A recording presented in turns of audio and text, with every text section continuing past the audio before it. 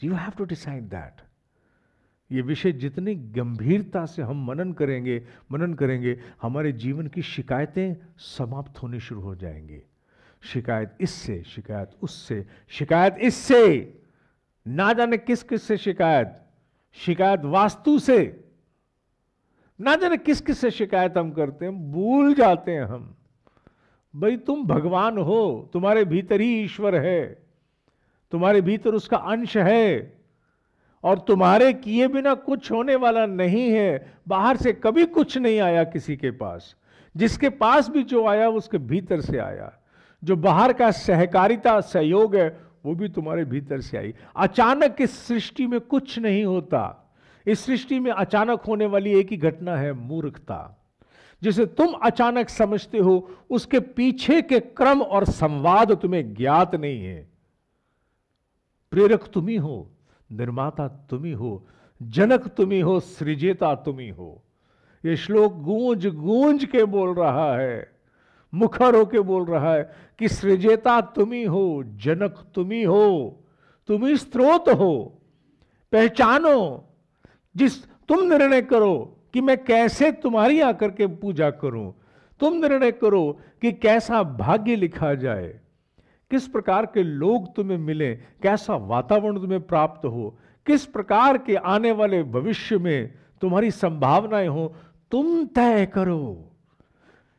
हे प्रथापुत्र, जो मुझे जिस प्रकार भजते हैं मैं भी उनको उसी प्रकार भजता हूं। सभी मनुष्य सभी प्रकार से मेरे मार्ग का अनुसरण करते हैं। ऑपरेटिंग सिस्टम मैं हूं, मैं ही हूं ऑपरेटिंग सिस्टम हूं। तुम चाहे कुछ भी करो, अल्टीमेटली मेरे ही ऑपरेटिंग सिस्टम पर नौटंकी चल रही है। इसे जिसने जितनी जल्दी समझ लिया उसका गांडीव उतनी जल्दी उठ गया, उसका अर्जुन भाव उतनी जल्दी सक्रिय हो गया। उसने क्री के क्षेत्र में, कुरु के क्षेत्र में, धर्म के क्षेत्र में विजय तत्काल प्राप्त की। धर्म अर्थात दायित्व के क्षेत्र में, रिस्पॉन्सिबिलिटी के क्षेत्र में। जिस जीव ने इस भाव को जल्दी समझा, जितनी जल्दी समझा कि मैं ही सब कुछ करने का स्रोत हूं, मुझे ही अपने स्तर पर परिमार्जन करना है, दुनिया बदलने के लिए शुरुआत कहीं भीतर से करूंगा तो मेरे लिए एक नई दुनिया का निर्माण होने वाला है। अलग अलग लोग अलग अलग लोगों के साथ अलग अलग रूप में व्यवहार करते हैं। क्यों? क्योंकि जिन जिन के साथ जिस जिस प्रकार का व्यवहार होता है वो पहले से निर्णय कर चुके होते हैं कि मेरे साथ इस प्रकार का व्यवहार हो। वी आर द गॉड्स, ये गीता कहती है, हम ही भगवान हैं। क्योंकि अगर हम भगवान नहीं होते तो श्लोक उल्टा होता कि अर्जुन, जिस प्रकार मैं तुझे भजूंगा उसी प्रकार तू मुझे भजेगा। हम लोग अक्सर कहते हैं कि हम उस तीर्थ में नहीं जा पाए क्योंकि उनकी प्रेरणा, उनकी इच्छा नहीं थी। हम लोग अक्सर कह जाते हैं कि हम वैष्णो देवी नहीं गए, मां ने बुलाया नहीं, हम गए नहीं हैं। आई थिंक गीता का श्लोक इस बात का प्रतिकार करता है। नहीं, केवल बुलाने का ठेका उसका नहीं है, उससे कहीं बड़े ठेके हमारे पास हैं। हम अपने हिस्से के ठेके से बचना चाहते हैं और हम उस पर डाल देते हैं कि ठेका तेरा है। Somewhere we are escapist. Bharat को अगर किसी राहु ने ग्रसा था, पिछले 2000 वर्षों में जिस राहु ने ग्रसा है वो केवल वही भाग्यवाद है जिसे विवेचना कराने के लिए हम ना जाने किन किन ज्योतिषियों के पास जाते हैं। अगर ज्योतिष सत्य है, चलो है सत्य, मान लेता हूं, मैं भी मानता हूं ज्योतिष सत्य है, मेरी कुंडली में वो सब लिखा है जो मेरे जीवन में होना है और मुझे किसी ने बता भी दिया, then what? Do you accept all that is going to happen? If you don't accept, then believe that you can change or you are the creator of the destiny. अगर किसी को उसका संपूर्ण भाग्य ज्ञात हो भी जाए, then what? पता लग जाए आने वाले दिनों में क्या होने वाला है, कुछ नहीं कर पाओगे। जो कुछ भी कर पाना है वो चेष्टाओं से करोगे, पुरुषार्थ से करोगे। तो फिर भाग्य ज्ञात है कि नहीं ज्ञात है? क्योंकि हर व्यक्ति सत्य को हैंडल भी तो नहीं कर सकता। To handle truth is not everybody's domain. हर व्यक्ति के बस का नहीं है कि सत्य को संभाल सके। इसलिए आवश्यक है कि उतना ही सत्य ज्ञात हो जितने से जीवन स्थिरता के साथ निभता रहे। घर की गली में घूमने वाला कुत्ता हमारे साथ कौन से अतीत का संबंध रखता है, अगर पता लग जाए तो जीवन नरक हो जाएगा। इसलिए अच्छा है कि उतने ही सत्य पता हो जितने वर्तमान जीवन के हैं, क्योंकि उस वर्तमान जीवन में भी हम घर में रहने वाले लोगों में भी बहुत कुछ देखते हैं।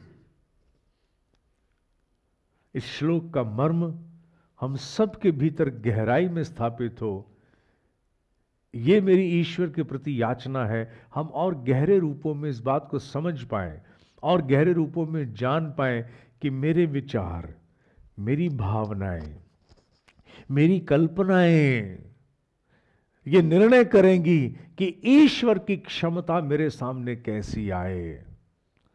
जब हम कहते हैं ना अमुक मंत्र, अमुक इष्ट ये फल देता है, वस्तुतः हम निर्णय करते हैं कि अब अमुक मंत्र और अमुक इष्ट हमें किस प्रकार का फल दे। ये निर्णय हमारा होता है। हम चाहें तो हमें दुनिया की हर चीज डरा सकती है, और हम ना चाहें तो हर डर के ऊपर जीत है। कहते हैं डर से आगे जीत है, हर डर के आगे जीत है, बहुत बड़ी विजय है। निर्णय कौन करेगा? निर्णय हम करेंगे। जब हम पीछे हो जाते हैं, हमारा वर्तमान और हमारा भविष्य भी पीछे हो जाता है। जब हम आगे आ जाते हैं तो हमारा वर्तमान और हमारा भविष्य हमारे अपने हाथों में आ जाता है। इस पल की महत्ता क्या है? What is the power and significance of this particular moment? वो ये है कि मैं जान सकूं कि मैं वो सब कर सकता हूं जो मैं चाहूं। मैं वो सब कर सकता हूं जो मैं चाहूं। ये चेष्टाएं बुलंद करो। मेरे ब्रह्म ऋषि ने कहा है, अगर तुम ऐसी कोई असंभव कल्पना भी कर लेते हो, असंभव, असंभव में पदार्थ जगत नहीं आता, क्योंकि आने वाले श्लोकों में अगली बार हम पढ़ेंगे पदार्थ जगत नहीं।